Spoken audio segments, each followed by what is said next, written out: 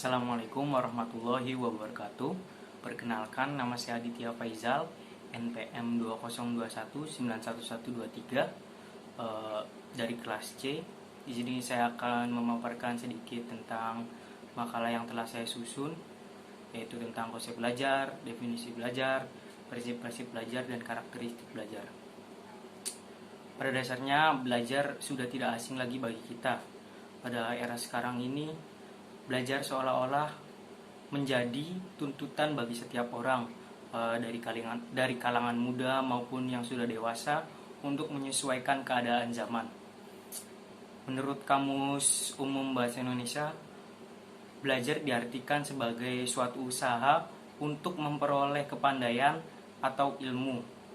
Menurut para ahli, salah satu ahli yaitu Arthur J. Gates, belajar merupakan perubahan tingkah laku melalui pengalaman dan latihan. Selanjutnya ada prinsip belajar.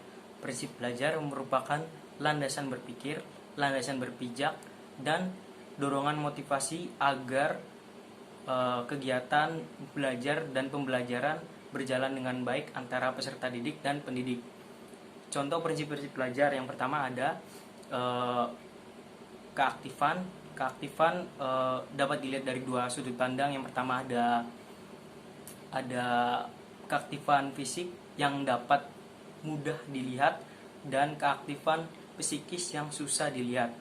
Lalu ada perhatian dan motivasi. Tanpa adanya perhatian dan motivasi, seseorang tidak akan bisa melakukan kegiatan belajar dengan baik. Lalu yang ketiga adalah keterlibatan atau berpengalaman.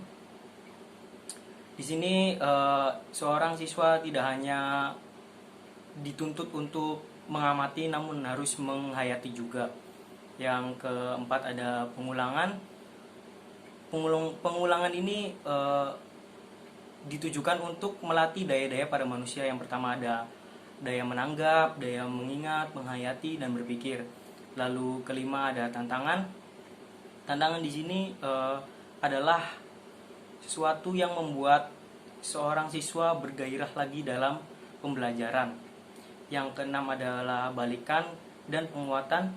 Siswa selalu membutuhkan suatu kepastian dari kegiatan yang akan dilakukannya. Di sini yang sekaligus merupakan penguatan bagi dirinya sendiri. Lalu ada perbedaan individual. Setiap siswa memiliki karakteristik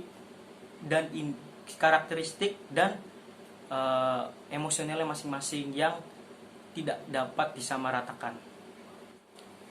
Lalu ada karakteristik belajar. Karakteristik belajar yaitu kualitas atau ciri khas sesuatu yang dibahas. Jadi karakteristik dalam proses belajar yaitu sebagai berikut.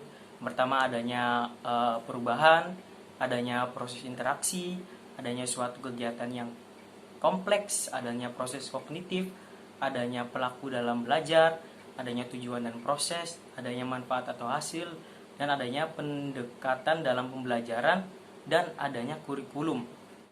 Kesimpulannya, belajar merupakan suatu proses interaksi dan belajar dapat berlangsung yang paling sederhana sampai dengan yang paling kompleks.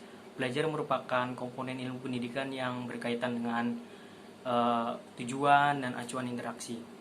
Mungkin hanya segitu dari saya. Kurang dan lebihnya mohon maaf. Wassalamualaikum warahmatullahi wabarakatuh. Terima kasih.